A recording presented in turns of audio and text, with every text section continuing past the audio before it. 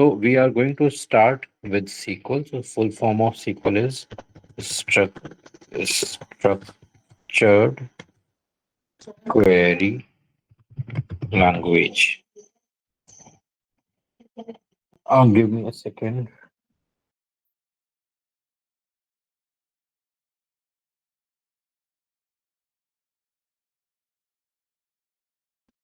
Okay, so this is a structured query language.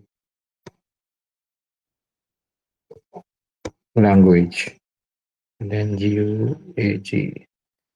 Okay, so the task of SQL is to in, interact interact the with the database. तो जो भी data की tables होती हैं उनके साथ में इंटरेक्शन करना इसका काम होता है। ठीक है। अब अगर हम इसकी बात करें तो this is not a programming language. बहुत लोग बोलते हैं कि अगर उनसे मैं कभी इंटरव्यू में गया उनसे पूछा तो आपको कौन सी लैंग्वेज प्रोग्रामिंग लैंग्वेज कौन सी आती है तो बोल देते हैं एसक्यूएल आती है। सो once again, SQL is not a programming language. SQL is only a language to interact with the data. Apart from that, SQL का कहीं भी यूज नहीं होता है। ठीक है। And SQL is created by ANSI. So this is American National Standard institute. Okay. So इसने SQL को क्रिएट किया है और this is common across all the databases. आप कोई भी डेटाबेसेस पे काम कर रहे हैं, कुछ भी कर रहे हैं, कोई भी डेटा कोई भी डेटाबेस पे काम कर रहे हैं, कुछ भी कर रहे हैं, whatever the database using, it may be the Oracle, it may be the SQL Server, it may be the DB2, it may be the Sybase, anything आप like PostgreSQL आप यूज कर रहे हो, RDS यूज कर रहे हो, whatever you are using, and this language will be same, 99% same होगी। थोड़े बहुत चेंजेस होते हैं इसमें, जहाँ पे आपको उन चेंजेस के साथ में काम करना पड़ता है। अदरवाइज मोस्टली ये सबके लिए कॉमन होती है। ठीक है। हर डेटाबेस में ये कॉमन काम करेगी। So you don't need to worry कि सर हम यहाँ पे ओरेकल में पढ़ेंगे तो अगर हम वहाँ पे एसक्यूएल सर्वर मिल गया तो क्या होगा, या DB2 मिल गया तो क्या होगा, आपको उस बारे में चिंता नहीं करनी है। ठीक है। और SQL is the most on demand language when you go for a analytics interview या डेटा एनालिसिस के किसी भी इंटरव्यू के लिए जाओगे तो SQL सबसे ज़्यादा ऑन डिमांड होती है। पीपल एक्सपेक्ट दिस दैट अगर आपको सपोज कोई भी विजुअलाइजेशन आता है या कोई भी प्रोग्रामिंग आती है, so naturally it is expected कि आपको एसक्यूएल आती ही होगी। भले ही जॉब डिस्क्रिप्शन में बहुत बार ऐसा होता है कि जॉब डिस्क्रिप्शन में सिर्फ पावर बीआई लिखा हुआ है या विजुअलाइजेशन लिखा हुआ है या पाइथन लिखा हुआ है, उन्होंने एसक्यूएल नहीं लिखा है।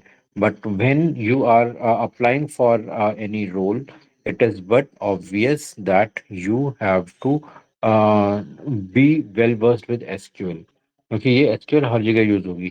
और whether you go for a development job, means अगर सॉफ्टवेयर डेवलपमेंट की जॉब में जा रहे हो, आप डेटाबेस एडमिन की जॉब में जा रहे हो या डेटा एनालिसिस में जा रहे हो या डेटा इंजीनियरिंग में कर रहे हो या डेटा साइंस में कर रहे हो, wherever you go SQL will be required.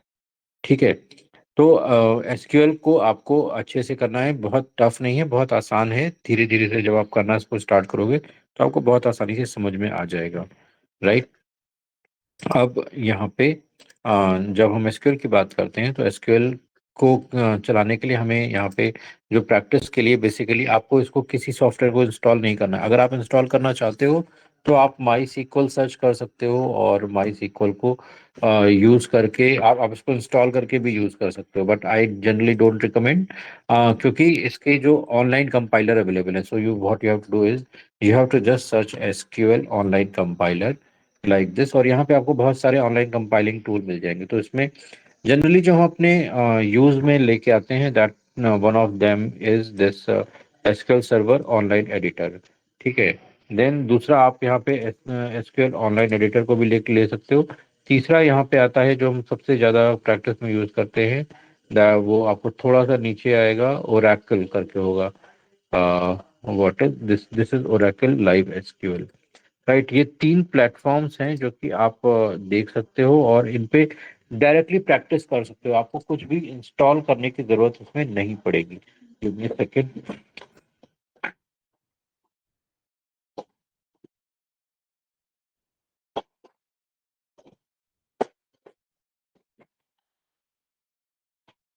आप डायरेक्टली इन तीनों में से किसी को भी उठा के लेके आ सकते हो, और मतलब उठा के लेके नहीं आना है आपको। आपको बस अपने सिस्टम पे ओपन कर लेना है। राइट। तो यहाँ पे ये है आपका वन वन कंपाइलर। सो ये SQL सर्वर के बेस पे काम करता है, ये एसक्यूएल है। यहाँ पे इसमें आप ट्राई इट योरसेल्फ पे जाओगे तो इस तरह से स्क्रीन स्क्रीन खुल के आ जाएगी। और तीसरा ये ओरेकल, इसमें आप यहाँ पे स्टार्ट कोडिंग पे जाओगे तो आपको यहाँ पे रेडीमेड एक एनवायरनमेंट मिल जाएगा। इस रेडीमेड एनवायरनमेंट में आप यहाँ पे अपनी क्वेरीज को लिखना स्टार्ट कर सकते हो। ठीक है। ये आपको एक बना बनाया एनवायरनमेंट देगा जहाँ पे आपको टेबल्स भी मिल जाती हैं और डेटाबेस भी मिल जाते हैं, इंटरकनेक्टेड टेबल्स भी मिल जाती हैं। आप डायरेक्ट इनको यहाँ पे यूज कर सकते हो। ठीक है। Any doubt in this? इसको एक्सेस करने में किसी को कोई दिक्कत?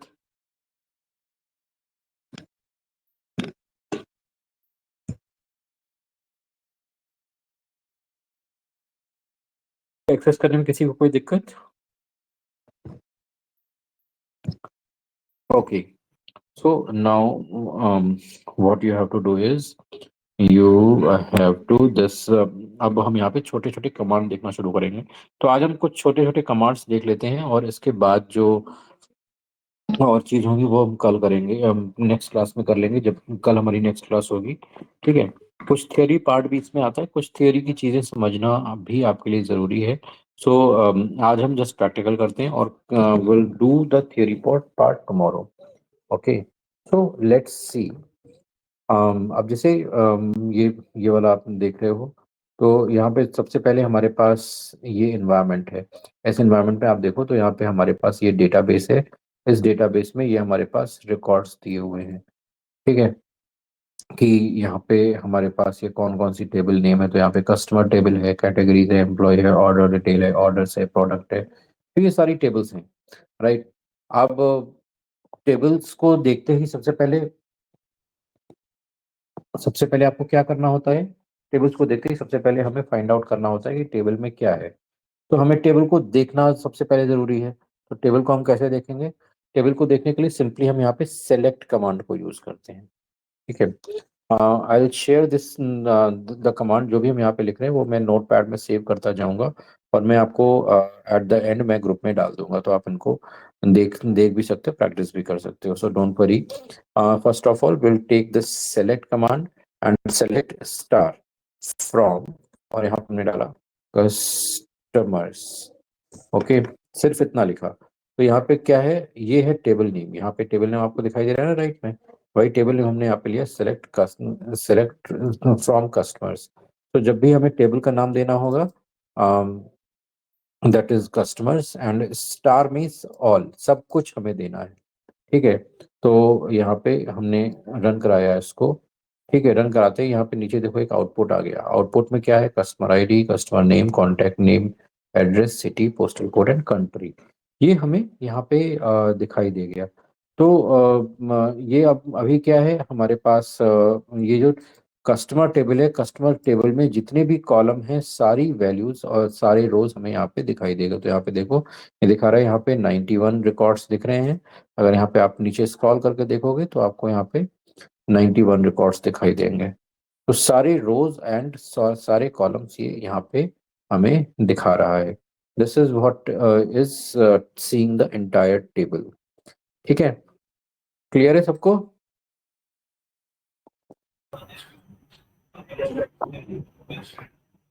क्लियर है सबको? Yes, sir. ओके। नाउ अब मान लो यहाँ पे हमारे पास, अब हमें सब कुछ नहीं देखना है। हमें क्या देखना है? हमें सिर्फ देखना है कि यहाँ पे हमें कस्टमर का नाम चाहिए, उसका सिटी चाहिए और उसका कंट्री चाहिए। सिर्फ यही तीन चाहिए, बाकी हमें नहीं चाहिए। ठीक है। तो यहाँ पे हम क्या करेंगे? हम यहाँ पे डालेंगे customer name, comma city, comma country. तो जो जो कॉलम हमें चाहिए वो हमने यहाँ पे डाल दी। स्टार का मतलब होता है सारे कॉलम्स। तो पिछली बार हमने यहाँ पे स्टार यूज किया था, तो इसका मतलब था यहाँ पे मैं कमेंट भी डालता जाऊंगा जिससे आपको समझ में आ जाएगा। Comment star is used to see all the columns in the table। सारे कॉलम हमें देखने को हम वहाँ पे स्टार को यूज करते हैं। ठीक है, तो अब यहाँ पे हमें पर्टिकुलर कॉलम ही चाहिए, सारे नहीं चाहिए। तो हमने यहाँ पे उन कॉलम्स के नाम लिख दिए कॉमा के साथ में। और हमने यहाँ पे जैसे ही रन कराया तो यहाँ पे देख सकते हो कि केवल वही 3 कॉलम आ रहे हैं, customer name, city and country. ठीक है, तो customer name, city and country यहाँ पे हमें मिल गए। तो हमें यहाँ पे अब इसकी जो भी अब ये यहाँ पे सारी रोज आ रही हैं, लेकिन कॉलम यहाँ पे सारी 91 रोज आ रही हैं, लेकिन कॉलम हमारे पास सिर्फ 3 ही आ रहे हैं। ठीक है, तो इस तरह से आप पर्टिकुलर कॉलम नेम सेलेक्ट कर सकते हो। तो यहाँ पे to select columns from the table, और यहाँ पे हम ये क्वेरी यूज करेंगे। Will this be helpful for you अगर मैं आपको ये सारे कमांड लास्ट में दे दूं?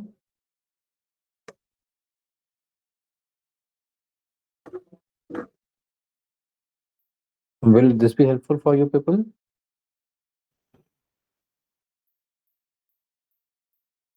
Yes, sir. ओके, कुलदीप ने कुछ बोला लेकिन मेरे मेरे पास तक आवाज नहीं पहुंची, पता नहीं बोला या मुझे अंदर ही बोल दिया। Okay, no issues. Next what we are going to do is, अब हमें पता लग गया कि हम कॉलम्स कैसे सेलेक्ट करेंगे। ठीक है, तो कॉलम्स हमने देख लिए। अभी यहाँ पे हम हमें सारी सारी वैल्यूज नहीं देखनी है, हमें वही देखना है डेटा जो यहाँ पे जर्मनी से है। ठीक है, जो भी कस्टमर्स हमारे जर्मनी वाले कस्टमर्स हैं वही देखने हैं। तो जर्मनी हमें यहाँ पे मिल रहा है, यहाँ पे कंट्री में। ठीक है, तो हम कंडीशन लगाएंगे, क्या लगाएंगे? सेलेक्ट। और हम हमें सारे कॉलम देखने हैं, लेकिन रोज हमें वही देखनी है जो जर्मनी से है। तो यहाँ पे select from star from customers, okay, where, and हमने दिया कंट्री इज इक्वल टू, और यहाँ पर हमने दिया जर्मनी, जर्मनी। ओके, और हम इसको यहाँ पे रन कराते हैं। सो अभी आप यहाँ पे देखोगे हमारे पास टोटल केवल 11 रिकॉर्ड्स आए। All records are the one who are from Germany. Okay, तो इस तरह से आप यहाँ पे फाइंड आउट करके देख सकते हो कि ये जितने भी जर्मनी के कस्टमर्स है वो चीज़ें यहाँ पे आप देख सकते हो। अभी आपको यहाँ पे अगर मल्टीपल कंडीशन लगानी है तो यहाँ पे मल्टीपल कंडीशन भी लगा सकते हो। तो अगर हम यहाँ पे सिर्फ इसकी बात करते हैं तो यहाँ पे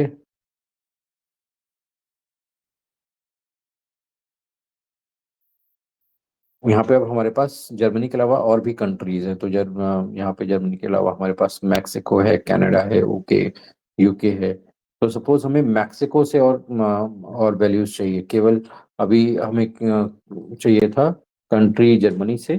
तो यहाँ पर मैं डाला where country is equal to Germany and, और कंट्री इज इक्वल टू, हमने यहाँ पे दे दिया Mexico. Okay, so here multiple conditions you can apply, and you can see here 16 values are coming now. Generally there are 91 values है। जब केवल हमने जर्मनी डाला तो उसने 11 वैल्यूज रिटर्न करी थी। अब जर्मनी के साथ में हमने दूसरी वैल्यू को डाल दिया, दैट इज मैक्सिको। तो you can see here 16 people are there from Mexico. Okay, is this clear?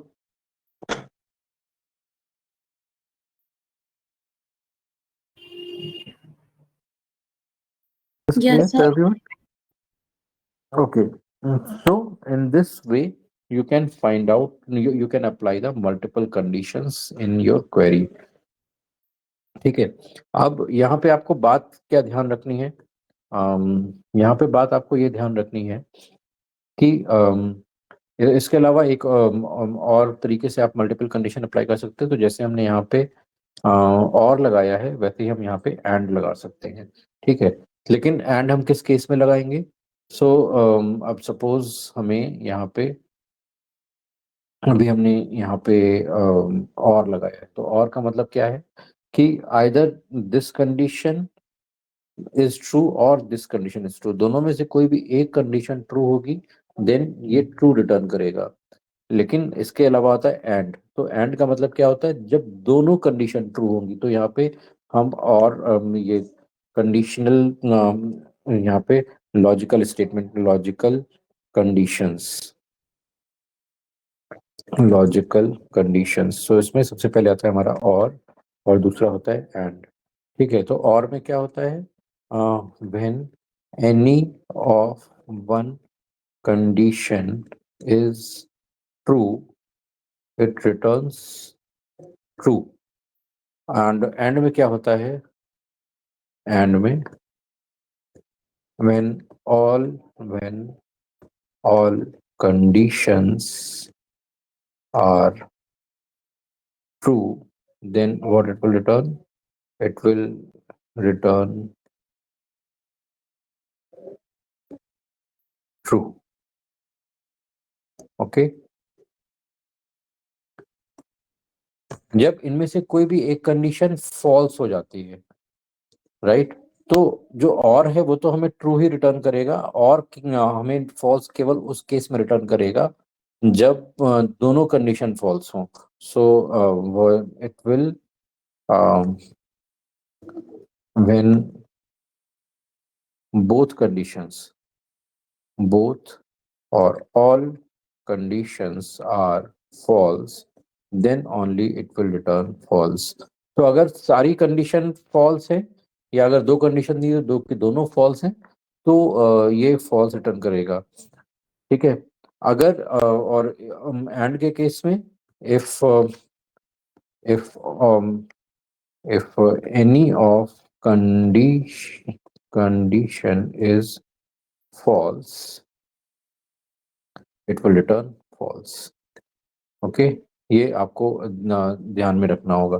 तो यहीं पे इसी चीज को ध्यान में रखते हुए हम यहाँ पे क्या कर रहे हैं, कि जैसे अब यहाँ पे हमने कंडीशन लगाई और, तो आइदर दिस कंडीशन और दिस कंडीशन, दोनों में से एक भी कंडीशन ट्रू है, तो ये हमें करस्पॉन्डिंग वैल्यू रिटर्न करेगी एज अ ट्रू।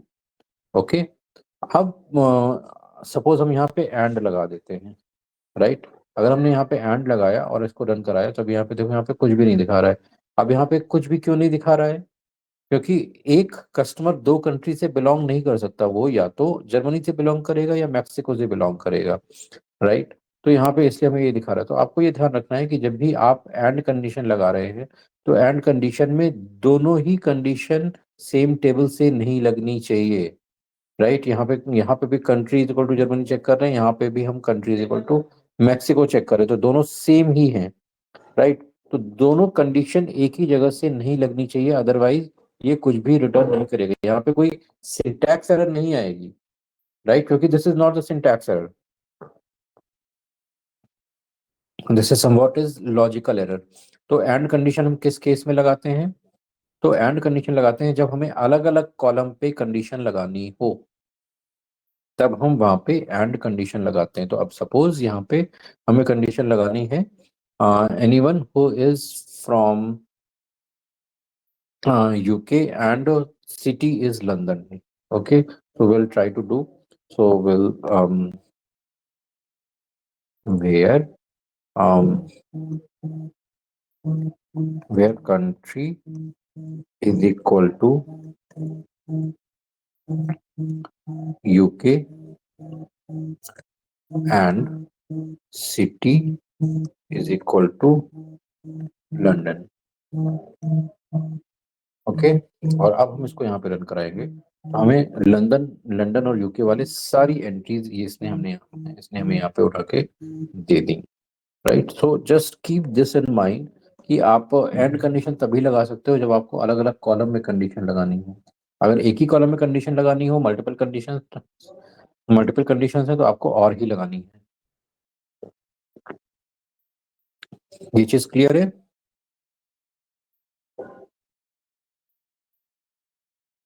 ये चीज क्लियर है सबको? Yes, sir. Yes, sir. Yes, sir. Great. Thank you for your responses. Now, अब हमें क्या करना है यहाँ पे? हम्म, ये तो हो गया, हमने यहाँ पे कंडीशन लगा दी। अब कंडीशन में अब मान लो हम उसको यहाँ से हटा देते हैं और उसको रन कराते हैं। अभी आपको अभी हमने यहाँ पे चेक किया था, हमने और में लगाया था क्या, तो जर्मनी से या मैक्सिको से। ठीक है, तो हमें यहाँ पे मल्टीपल कंडीशन लगानी पड़ी थी। तो हमने यहाँ पे जो कंडीशन लगाई थी वो कुछ इस तरीके से थी, where country is equal to Germany, okay, और country is equal to Mexico. और अगर हमें कोई तीसरा चाहिए तो फिर से हमें यहाँ पे देना पड़ेगा, कंट्री इज इक्वल टू, और यहाँ पे सपोज दे दिया यूके। ओके, सो अब यहाँ पे तीन तीन कंट्री के नाम आपको एक ही तरीके से अलग अलग बार देने पड़ रहे हैं। तो टोटल 23 रिकॉर्ड्स आ गए हमें हमारे पास, राइट। अब now what we have to do is, तो एक तरीका ये है कि आप इस तरह से लगा सकते हो, दूसरा तरीका ये है कि आप इस तरह से लगा सकते हो, तो वेयर कंट्री इन, और अब यहाँ पे हम लगा सकते हैं, हमने पहला दे दिया इट इज जर्मनी, दूसरा comma this is from, either it is from Mexico और it is from UK, okay. और हमने यहाँ पे इस तरीके से लगा दिया। अब हम इसको यहाँ से हटा सकते हैं, ठीक है, यहाँ से इसको हटाया और एसक्यूएल को रन कराया। तो now you can see here again it is saying, it is showing me the same thing. ठीक है, तो जब आपके पास इस तरह से मल्टीपल वैल्यूज आपको कंपैरिजन करने के लिए हैं आपके पास, तब हम यहाँ पे इसका यूज करेंगे, इन ऑपरेटर का उस केस में यूज करेंगे। तो हाँ, मैं इसको कॉपी कर देता हूँ,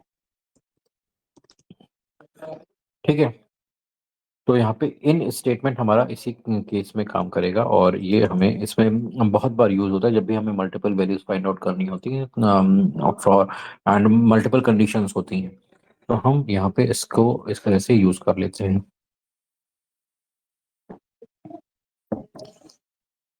ठीक है। अब के बाद जो नेक्स्ट चीज होती है, ये तो हो गया ये।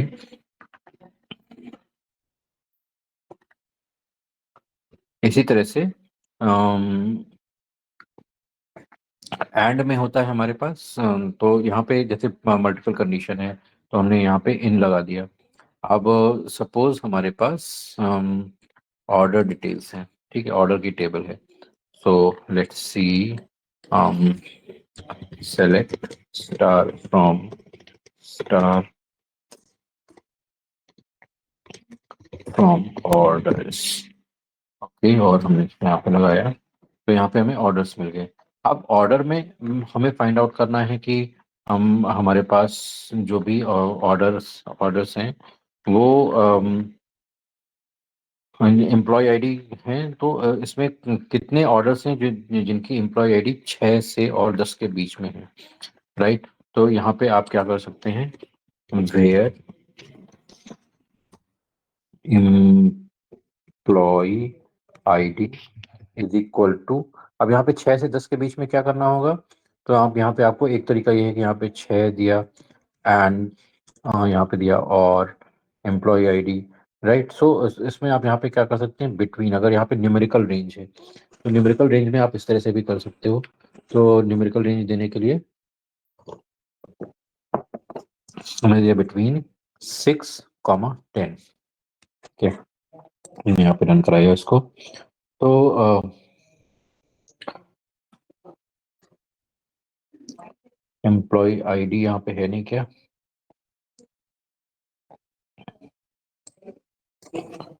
एम्प्लॉय आईडी, एम्प्लॉय आईडी तो है,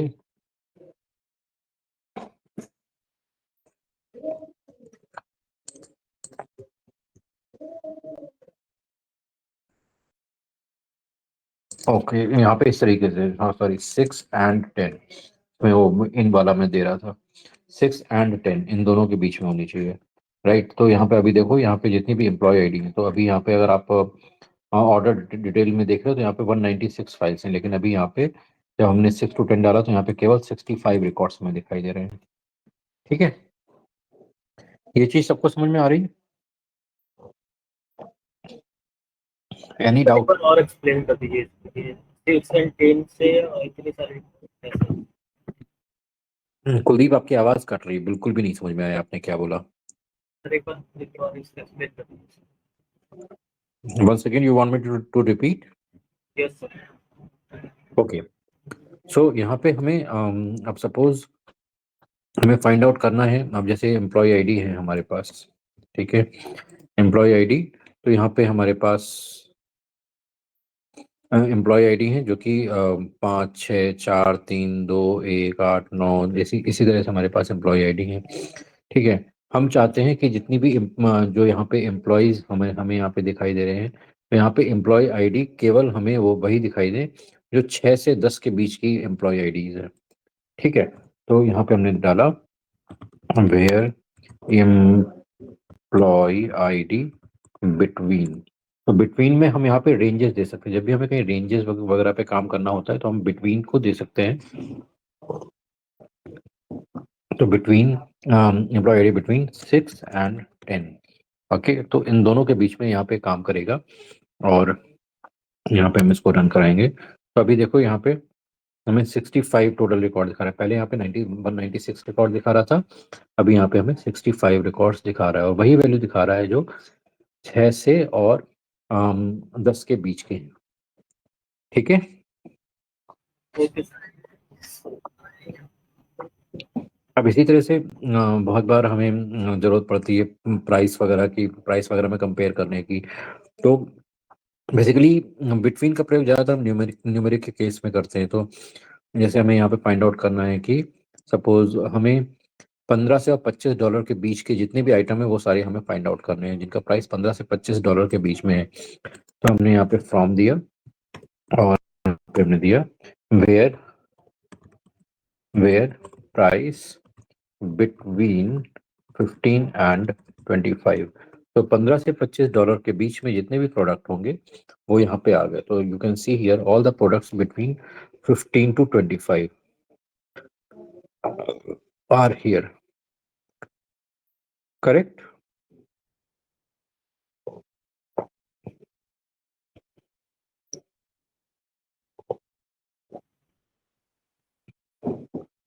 Is this clear? Yes sir. Yes, sir. So let me copy this.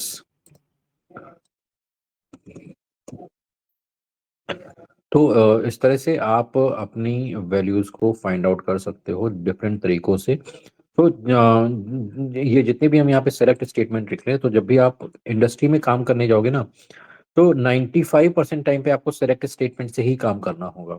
ठीक है, सबसे ज्यादा सेलेक्ट स्टेटमेंट ही यूज होता है और सबसे इजी होता है, बहुत आसान सी लैंग्वेज है ये, बहुत ज़्यादा आपको इसमें मशक्कत नहीं करनी पड़ेगी। So basically when you start working with the industry people, so usually tables आपको बनी बनाई मिलेंगी, कभी आपको टेबल क्रिएट करने की यूजुअली ज़रूरत नहीं पड़ेगी। ठीक है, तो उसमें बेसिकली यही होता है कि हमें बस देखना है कि जो हमारा डेटा है वो कैसा दिख रहा है, कितनी वैल्यूज हैं, क्या क्या वैल्यूज हैं। ठीक है, अब यहाँ पे अब जैसे यहाँ पे हमारे पास प्रोडक्ट के नेम है। ठीक है, तो प्रोडक्ट नेम में हमें यहाँ पे फाइंड आउट करना है कि ऐसे प्रोडक्ट है जिनके नाम में हॉट आता है, वो हमें फाइंड आउट करने हैं। ठीक है, तो हम यहाँ पे वाइल्ड कार्ड कैरेक्टर्स को यूज करेंगे। तो वाइल्ड कार्ड कैरेक्टर्स क्या होते हैं, जैसे यहाँ पे हमने दिया प्रो प्रोडक्ट नेम। ठीक है, अब प्रोडक्ट नेम एक तो है कि हमने जस्ट यहाँ पे ऐसे डाला और यहाँ पे डाला कि ये चाइस नाम से जो भी अगर कोई प्रोडक्ट है तो वो यहाँ पे हमें डिस्प्ले हो जाए। ठीक है, तो यहाँ पे चाइस नाम से प्रोडक्ट प्रोडक्ट हमें डिस्प्ले हो गया, लेकिन हमें प्रोडक्ट का पूरा नाम नहीं पता है। राइट, हमें प्रोडक्ट का पूरा नाम नहीं पता है, फिर भी हमें प्रोडक्ट की डिटेल चाहिए। तो उतना हमें क्या पता है कि प्रोडक्ट के नाम में हॉट आता है, तो हम यहाँ पे अगर सिर्फ हॉट दे देते हैं तो क्या होगा, यहाँ पे देखो कुछ भी नहीं आया, क्योंकि ये पूरा पूरा नाम एज अ हॉट सर्च कर रहा है। राइट, हमें क्या है कि नाम में हॉट आता है, उसके पहले भी कुछ हो सकता है, उसके बाद भी कुछ हो सकता है। तो हम यहाँ पे वाइल्ड कार्ड लगाएंगे, यहाँ पे परसेंट दिया, यहाँ पे भी परसेंट दे दिया। इसका मतलब आगे और पीछे कुछ है, बीच में कहीं ना कहीं हॉट आ रहा है। ठीक है। अब ये शुरुआत के लिए भी ट्रू हो सकता है, ये लास्ट के लिए भी ट्रू हो सकता है कि अगर शुरुआत में हॉट आया है तो भी यही काम करेगा, अंत में हॉट आया तो भी यही काम करेगा, और बीच में हॉट आया तो भी यही काम करेगा। अब आगे पीछे ऊपर नीचे कितने हैं उससे मतलब नहीं है, 0 है या 10 है या 100 है मतलब नहीं है। Wherever hot will be there it will display. So हमने यहाँ पे रन एसक्यूएल किया। हॉट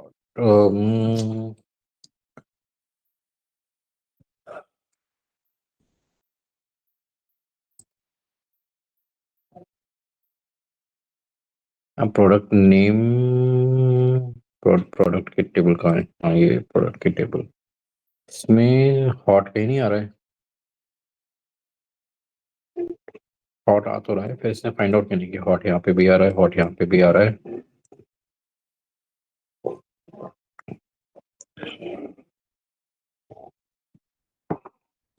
ओह सॉरी सॉरी, जब हम यहाँ पे वाइल्ड कार्ड को यूज करते हैं तो हम इक्वल टू यूज नहीं कर सकते, वो पहले इक्वल टू लगा दिया था मैंने। प्रोडक्ट्स और यहाँ पे वेयर प्रोडक्ट नेम लाइक, और यहाँ पे अब हम देंगे परसेंट हॉट। ठीक है, जो भी चाहो आप यहाँ पे दे सकते हो।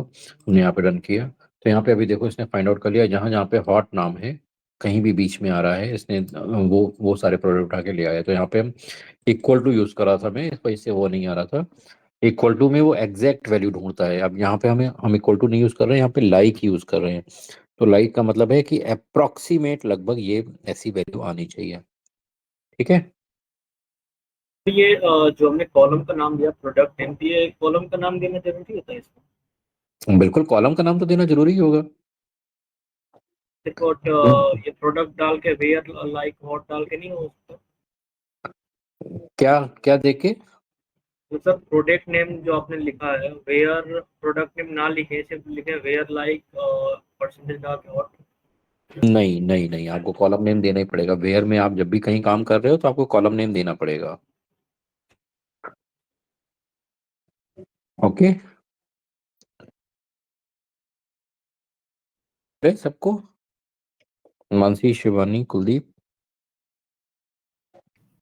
Yes sir. Yes sir. ये हम डेटाबेस में से डेटा फैच करने के लिए हम ये सब यूज करते हैं, लेकिन सर ये जो डेटा हम देख रहे हैं इसके बाद क्या करना होता है हमें? क्या होता है? मुझे आपका क्वेश्चन नहीं समझ में आया, can you repeat? I didn't get your question Kuldeep.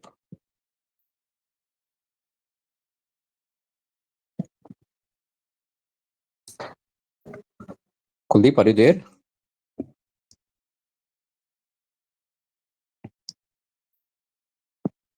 नहीं, क्वेश्चन पूछ के गायब हो गए।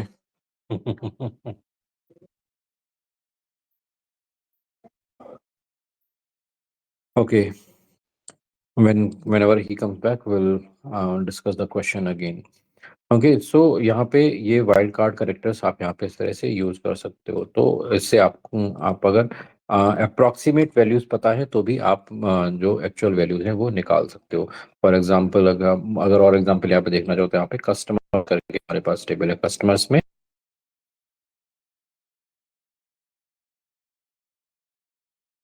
यहाँ पे होल्डिंग्स आ रहा है, इसके नाम में होल्डिंग्स आ रहा है।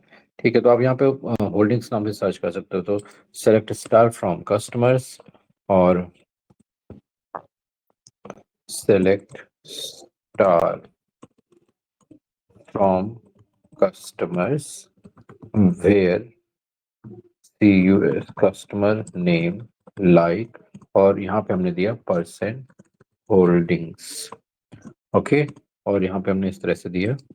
तो यहाँ पे आप देखो जो होल्डिंग वाला नाम है वो आ गया है। अब इसी में आप वेरिएशन भी कर सकते हो कि अगर आपको सपोज ऐसा नाम चाहिए जो कंसोल से शुरू हो रहा हो, वो नाम चाहिए। ठीक है, तो आप यहाँ पे क्या कर सकते हो, अगर कंसोल से नाम शुरू हुआ है तो आगे का ये आपने हटा दिया और यहाँ पे हमने दिया कंसोल। ओके, ये आ रहा है। अब बाद में इसके क्या आ रहा है वो पता नहीं है, लेकिन शुरू में ये कंसोल आ रहा है। हमने यहाँ पे कंसोल इस तरह से दे दिया, तो ये इसकी स्टार्टिंग कंसोल से हो रही है। हमने ओके रन किया तो यहाँ पे देखो, यहाँ पे भी वही नाम आ गया, कंसोल। ठीक है, वही एक वैल्यू आ रही है। ठीक है, अब इसके अलावा यहाँ पे आप और कुछ नाम देना चाहो तो आप और कुछ नाम भी दे सकते हो। तो सपोज हम यहाँ पे गए, अम,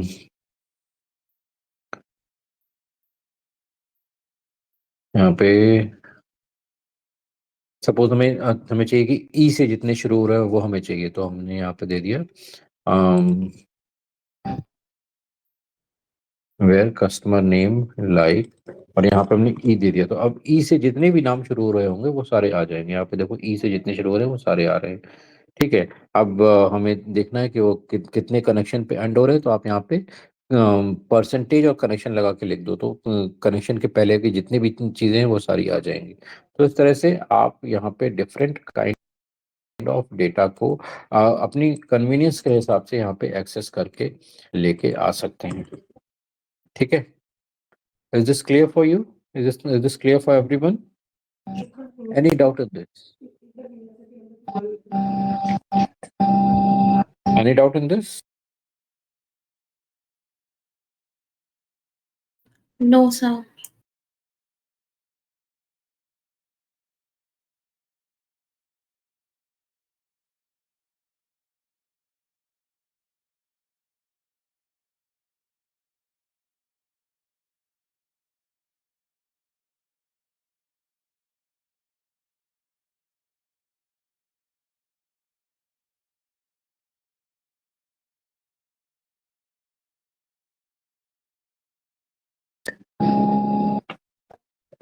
So this way you can access the data in multiple ways.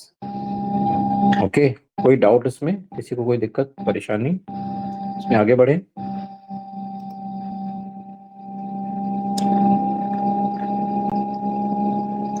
इसमें आगे बढ़े।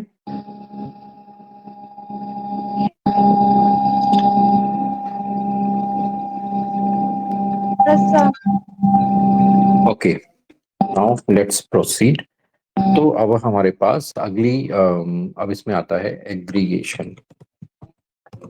सो एग्रीगेशन क्या होता है? जैसे जैसे हमने एक्सेल में पढ़े थे, तो हमारे पास एग्रीगेशन के कुछ थे। जैसे हमें सम निकालना है, या काउंट निकालना है, या मिन, मैक्स, एवरेज, ये सारी चीजें निकालनी है। तो इसकी सारी चीजें होती है एग्रीगेशन में। ठीक है, तो इन एग्रीगेशन को यूज करने के लिए हम यहाँ पे एक स्पेशल ऑपरेटर यूज करते हैं, जिसको हम बोलते हैं ग्रुप बाई। तो ग्रुप बाई से हम वैल्यूज को ग्रुप करते हैं, और फिर उसके बेस पे हम सम, काउंट, मिन, मैक्स, एवरेज वगैरह निकालते हैं। ठीक है, सो लेट्स सी कि हम ग्रुप बाई को कैसे यूज करते हैं। आज हम इसे इस एडिटर पे देख रहे हैं, कल हम जब नेक्स्ट क्लास करेंगे तो हम कोई दूसरा एडिटर देखेंगे, जिससे आप सारे एडिटर से फेमिलियर हो जाओ। वन बाय वन हम तीनों एडिटर्स को एक्सप्लोर करेंगे। ठीक है, तो आपको थोड़ा सा उसमें समझने में भी आसानी होगी, और अब आपको डिफरेंट इन्वायरमेंट से आपको मैचिंग भी मिलेगी।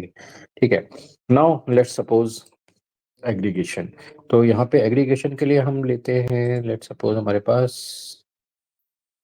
ऑर्डर डिटेल की टेबल हम ले लेते हैं। ठीक है, ऑर्डर डिटेल से कि ऑर्डर्स की टेबल ले ऑर्डर्स की टेबल, प्राइसिंग वगैरह किसमें है?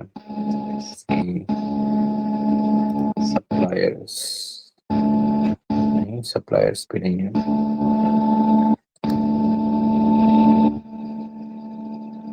प्रोडक्ट्स को ही ले लेते हैं। ठीक है, तो प्रोडक्ट्स में हमारे पास प्राइसिंग है। अभी अब मान लो हमारे पास यहाँ पे प्रोडक्ट की टेबल है। प्रोडक्ट की टेबल में हमारे पास 77 रोज हैं टोटल। यहाँ पे 77 रोज आ रही हैं। ठीक है, सबसे पहले हमें फाइंड आउट करना है कि हमारे पास कौन कौन सी कैटेगरी के प्रोडक्ट हैं। ठीक है, तो कौन कौन सी कैटेगरी के प्रोडक्ट हैं? तो हमारे पास, हम यहाँ पे कैटेगरी आईडी हमारे पास एक करके वैल्यू है। तो यहाँ पे हमारे पास कैटेगरीज हैं, तो हमें इससे कैटेगरी पता लग जाएगी। तो हम सबसे पहले फाइंड आउट करते हैं कि हमारे पास कौन कौन सी कैटेगरी आईडीज हैं यहाँ पे हमारे प्रोडक्ट में। ठीक है, तो इसके लिए हम क्या करते हैं, हमें अब केवल कैटेगरी आईडी चाहिए। तो हमने यहाँ पे दिया select, select category ID from products. ठीक है, हमने प्रोडक्ट टेबल से हमने कैटेगरी आईडी यहाँ पे उठा ली, हमने इसको रन कराया, तो यहाँ पे देखो अब 77 रोज की कैटेगरी आईडी आ गई। ठीक है, तो यहाँ पे अब आप देख रहे हो कि यहाँ पे कैटेगरी आईडी आ रही है, तो रिपीटेड भी हो रही है, सारी रिपीट हो रही है category ID, again and again repeat हो रही है। ठीक है, तो इससे हमारा पर्पस सॉल्व नहीं हुआ। ये पर्पस, हमारा पर्पस क्या था, हमें देखना था कि हमारे पास कितनी कैटेगरीज हैं। यहाँ पे तो टोटल कैटेगरी आईडी आ गई जो कि 77 रोज है, तो 77 कैटेगरी आईडी आ गई। तो अब हमें यहाँ पे क्या करना है, इसके डुप्लीकेट्स को यहाँ पे हमें रिमूव करना है। तो डुप्लीकेट्स रिमूव करने के लिए हम यहाँ पे डिस्टिंक्ट वैल्यू ले लेंगे, DISTINCT, डिस्टिंक्ट। ओके, डिस्टिंक्ट हमने यहाँ पे लिया और इसको हमने यहाँ पे रन कराया। तो यहाँ पे अभी देखो, यहाँ पे केवल हमारे पास 8 रिकॉर्ड्स आ गए। 8 रिकॉर्ड्स में हमारे पास कैटेगरी है 1 2 3 4 5 6 7 8। ठीक है, तो हमारे पास जो यूनिक वैल्यूज हैं वो सारी आ गई। ठीक है, तो यहाँ पे हमने ये ले लिया। इसको इसमें हम क्या कर रहे हैं, selecting DIS distinct, sorry, selecting distinct और यूनिक कैटेगरीज। ओके, हम यूनिक कैटेगरीज यहाँ पे फाइंड आउट करने की कोशिश कर रहे हैं, तो वो हमने यहाँ पे फाइंड आउट कर लिया। अब इसको ये तो हमने फाइंड आउट कर लिया कि यहाँ पे हमारे पास कैटेगरीज कौन सी हैं, लेकिन कौन सी कैटेगरी के प्रोडक्ट कितने हैं ये भी हमें फाइंड आउट करना है ना। हमारे पास टोटल प्रोडक्ट तो 777 है ना, तो अब किस कैटेगरी में कितने प्रोडक्ट हैं ये हमें फाइंड आउट करना है। तो हम क्या करेंगे, अब इसके लिए हम यहाँ पे क्या करेंगे, यहाँ पे हम अब काउंट लगाएंगे, कैटेगरी का काउंट लगाएंगे। तो हमने यहाँ पे लगाया distinct category ID comma count of category ID. Okay, तो अब यहाँ पे मैं काउंट लगाया है, तो ये एग्रीगेशन कर रहे हैं। तो जब एग्रीगेशन करेंगे तो अगर हम सिर्फ इतना एग्जीक्यूट कराएंगे तो ये हमें एरर देगा, क्योंकि जो काउंट है वो अपने आप में काम, अपने आप से काम नहीं करता है। इसको काम करवाने के लिए हमें यहाँ पे ग्रुप बाई को यूज करना पड़ेगा। So will use group by, और यहाँ पे हमने दिया कैटेगरी आईडी को काउंट करना है, तो हमने यहाँ पे कैटेगरी आईडी को हमने यहाँ पे डाल दिया। तो कैटेगरी ग्रुप बाई हमेशा एग्रीगेशन को एक्टिवेट करता है। तो चाहे आप सम यूज करें या मिन यूज करें या मैक्स यूज करें, कुछ भी यूज करें, अगर एग्रीगेशन से रिलेटेड है तो आपको ग्रुप बाई यहाँ पे यूज करना पड़ेगा। हमने यहाँ पे ग्रुप बाई यूज किया और रन कराया, तो अभी आप देख सकते हो यहाँ पे इसने दिखा दिया कि कैटेगरी 1 की 12 प्रोडक्ट हैं, कैटेगरी 2 के 12 प्रोडक्ट हैं, कैटेगरी 3 के 13 प्रोडक्ट हैं, कैटेगरी 4 के 10 प्रोडक्ट हैं। इस तरह से आप यहाँ पे काउंट कर सकते हो। ओके, सो यहाँ पे अगर इनका टोटल करोगे तो ये 77 आएगा। सो 12 12 13 24 एंड 13 37 47 54 60 65 77। यस, ठीक है, तो ये चीज समझ में आ गई सबको।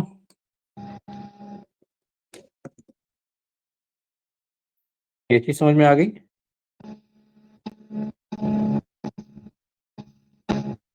क्लियर है। So with this way you can do the summarization of your data। आप अपने डेटा को समराइज कर सकते हो। ठीक है, अब इसमें समराइजेशन में और भी बहुत सारी चीजें आएंगी, तो लेट्स सी कि हम उनको कैसे करते हैं। अभी तो हम यहाँ पे कैटेगरी आईडी को ले रहे थे और उसी को हम काउंट कर रहे थे। अब सपोज हमारे पास, हमें कैटेगरी आईडी वाइज कितने प्रोडक्ट हम सेल किए वो हमें फाइंड आउट करना है। हमें क्या करना पड़ेगा, सम ऑफ प्राइस। ठीक है, तो हमने यहीं पे प्राइस को सम कर दिया इसी में। तो अभी अब जो हमारे पास टेबल आएगी, इससे हमें पता लग जाएगा कि कितनी कैटेगरीज आईडी हैं, उनका काउंट क्या है, और हर कैटेगरी की टोटल प्राइस क्या है। तो यहाँ पे हमने रन किया, यहाँ पे देखो, यहाँ पे हर कैटेगरी का प्राइस भी ऐड होके आ गया। ठीक है, अभी यहाँ पे आप देख रहे हो कि यहाँ पे ये नाम हमें एक्सप्रेशन 1 एक्सप्रेशन 2 इस तरह से दिखाई दे रहे हैं। हम नाम कुछ बेहतर रखना चाहते हैं इसमें, तो नाम बेहतर रखने के लिए यहाँ पे हमने दिया एज, और यहाँ पे हमने दिया काउंट ऑफ कैटेगरीज, यहाँ पे नाम दे दिया, यहाँ पे दिया एज सम, यहाँ टोटल प्राइस हमने यहाँ पे नाम दे दिया, और यहाँ पे हमने रन कर दिया। यहाँ पे देखो, अब यहाँ पे नाम भी हमारे पास उसी तरीके से आ गए। ठीक है, ये क्लियर है सबको?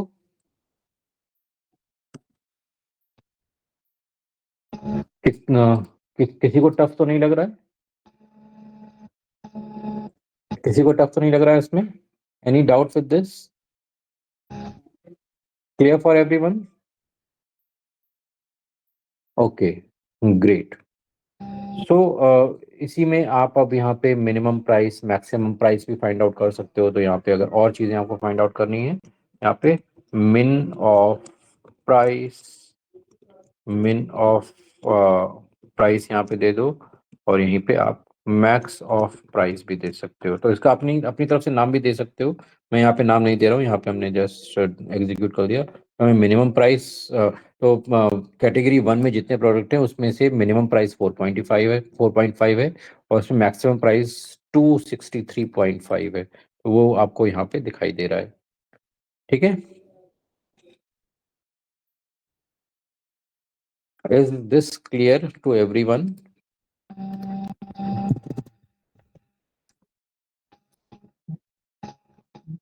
जस्ट फॉर योर रिपीटिशन, एक बार रिपीट कर लेते हैं कि क्या क्या हमने पढ़ा है। तो सब स्ट्रक्चर कट हो क्वेरी। रही है। हाँ Shivani, any doubt? The voice cut हो रही है। ओके, अभी बेहतर हुई? अभी बेहतर हुई? Is this better? हाँ। Okay, so here there is SQL. This is structured query language to interact with the database. हमें सारी टेबल सारे कॉलम सेलेक्ट करने, तो हम सेलेक्ट स्टार फ्रॉम टेबल का नाम यूज करते हैं। पर्टिकुलर कॉलम यूज करने हैं तो हम कॉलम का नाम देके हमें यहाँ पे टेबल का नाम यूज करेंगे। हमें रोज में फिल्टर लगाने हैं, तो अप्लाई फिल्टर इन रोज। तो यहाँ पे हम वेयर के साथ में कंडीशन देंगे, तो ये रोज पे फिल्टर लगेंगे। ठीक है, मल्टीपल कंडीशंस हैं तो आप यहाँ पे और की कंडीशन लगा सकते हो। लॉजिकल कंडीशंस हैं तो और कंडीशन या एंड कंडीशन दोनों लगा के देख सकते हो। ठीक है, जब भी हमें और कंडीशन मल्टीपल टाइम एक ही कॉलम पे लगानी है तो हम यहाँ पे इनका भी यूज कर सकते हैं। ठीक है, और जब भी हमें रेंजेस देखनी है तो हम यहाँ पे कंडीशन में वेयर का यूज कर सकते हैं। वाइल्ड कार्ड करेक्टर्स में परसेंट को हम यूज करेंगे अनलाइक के साथ में। तो यहाँ पे हम ये देख सकते हैं कि कितना मीन्स एग्जिस्टेंस, अप्रोक्सीमेट एग्जिस्टेंस क्या होता है। ठीक है, देन इसके बाद यहाँ पे हमने देखा था कि एग्रीगेशन। सो एग्रीगेशन में यही यही पांच फंक्शन होते हैं: सम, काउंट, मिन, मैक्स, एवरेज। सो ज़्यादातर इसमें जो काउंट है वो आपका मोस्टली कैटेगरिकल वैल्यूज के लिए यूज होता है, और सम, मिन, मैक्स, एवरेज ये न्यूमेरिक वैल्यू के यूज होता है। और इसको ट्रिगर, इन सारे फंक्शंस को ट्रिगर करने के लिए हमें ग्रुप बाई को यूज करना जरूरी होता है। ठीक है, तो जब ग्रुप बाई हम यहाँ पे यूज करेंगे तो अब जैसे यहाँ पे हमें डिस्टिंक्ट वैल्यू फाइंड आउट करनी है, तो डिस्टिंक्ट वैल्यू के लिए हम यहाँ पे डिस्टिंक्ट कीवर्ड को यूज करेंगे। अब हमें काउंट करना था तो हमने यहाँ पे काउंट फंक्शन को यूज किया अलॉन्ग विद ग्रुप बाई। ऐसे ही मल्टीपल फंक्शंस यूज करने हैं तो हमें हमने यहाँ पे काउंट को यूज किया है, यहाँ पे हमने सम को यूज किया है। फिर इसके बाद हमने फिर यहाँ पे मिन मैक्स को भी मिन मैक्स भी तो डाला था, इसको कॉपी नहीं किया हमने। So minimum and maximum values भी आप यहाँ पे यूज करके देख सकते हैं। ये सारी चीजें समझ में आ रही हैं?